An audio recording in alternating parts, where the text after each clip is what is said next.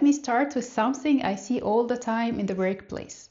People walk into the salary discussions hoping for a raise and walk out realizing they could have earned much more simply by communicating their value differently.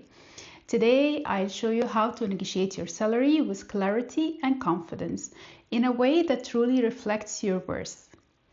Hi everyone, I'm Salma, career and leadership coach. And before we dive in, just one little thing. As a coach, my role isn't to tell people what to do. My role is to help them build clarity and awareness. But here on this channel, I also share general strategies and insights that support your growth in the workplace. So let's explore salary negotiation from a self-leadership perspective. First of all, you have to understand your value. One thing I notice often in this, many professionals underestimate the value they bring. They don't realize how much impact they've created until they stop and reflect. So before any negotiations, take a moment to understand your contribution and ask yourself, what challenges have I solved? What results can I point to? And how has my work improved the team or the company?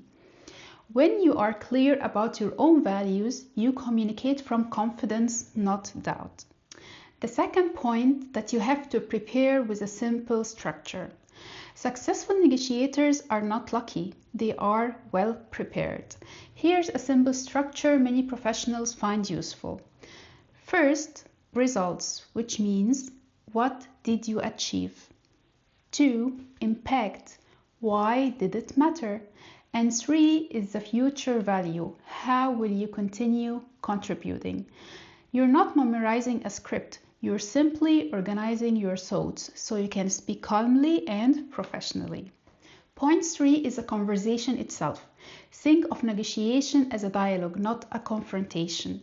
You are not demanding something, you're just opening a professional conversation about your value. Go in with clarity about your number. Stay open to discussion and stay curious, not defensive. When you show up grounded, your message lands much stronger. Point number 4, what if the budget is limited? Sometimes you will hear, we don't have the budget right now. And that's totally okay. It doesn't mean the conversation is over. Explore more options like future review cycles, additional responsibilities, development opportunities, or non-financial benefits. Flexibility shows maturity and it keeps the conversation moving forward. Point 5, confidence and mindset. The biggest barrier I see is not the company, it's self-doubt. You have thoughts like, what if they say no? Or, I don't want to sound ungrateful. Or, maybe I shouldn't ask for too much. But here's the truth. Negotiating your salary is not being difficult, it's being professional. Companies expect it, and the people who grow fastest know how to communicate their value. I hope this gave you a clearer understanding of how to approach your next salary negotiation with confidence and self-leadership. If you found this helpful, make sure to like and subscribe for more content on career growth and workplace communication.